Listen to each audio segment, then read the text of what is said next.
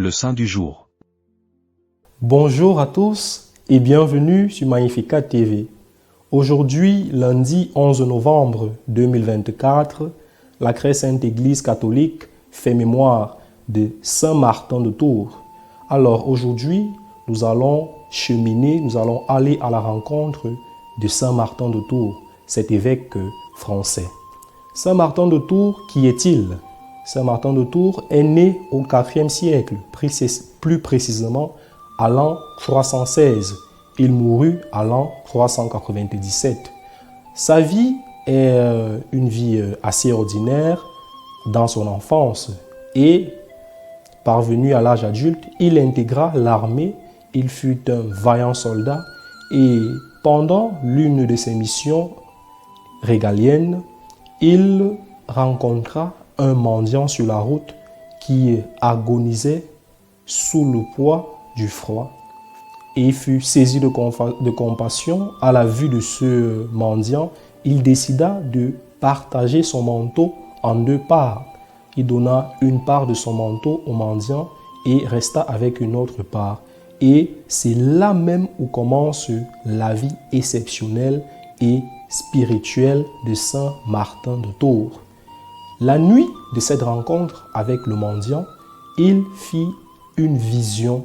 Il fit l'expérience et eut une vision où il vit le Christ Jésus qui lui dit « Martin, je t'en prie, continue d'aimer, continue d'être charitable envers les plus vulnérables. » Et c'est là que commence sa vocation. C'est là que naît sa vocation en vue de la vie religieuse et monastique en particulier.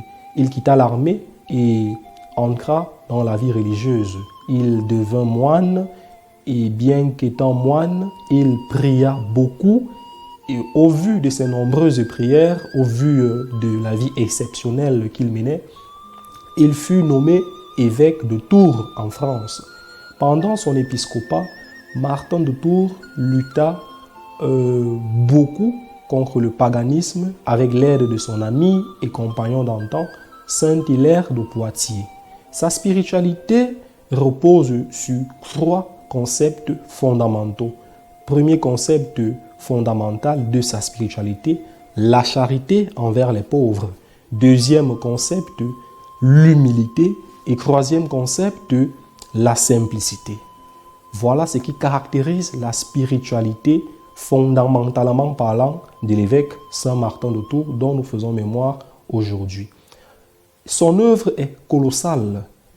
Étant évêque et avant d'être évêque, nous rappelons qu'il a été moine, il continua à dans la logique de la vie monastique, à créer, à bâtir plusieurs monastères. Il développa la vie monastique à cette époque-là. Nous savons que le paganisme allait grandissant, avec notamment la doctrine de l'arianisme. Alors, il a trouvé nécessaire de bâtir, de créer plusieurs monastères.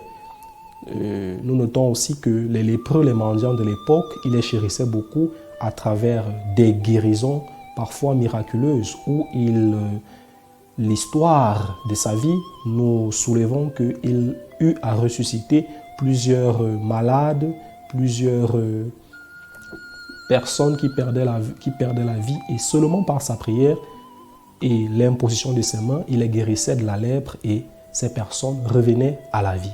Alors, après avoir brièvement présenté la spiritualité et l'œuvre colossale de Saint, il est bon de rappeler que Saint Martin de Tours est un homme de prière. Un homme qui priait beaucoup puisqu'il a été moine. Et sa prière a aidé les chrétiens de son temps dans, comme je disais tantôt, la guérison des malades et des résurrections miraculeuses. Et aujourd'hui, Saint Martin de Tours doit rester un modèle pour nous puisqu'il est le saint patron des soldats et des mendiants.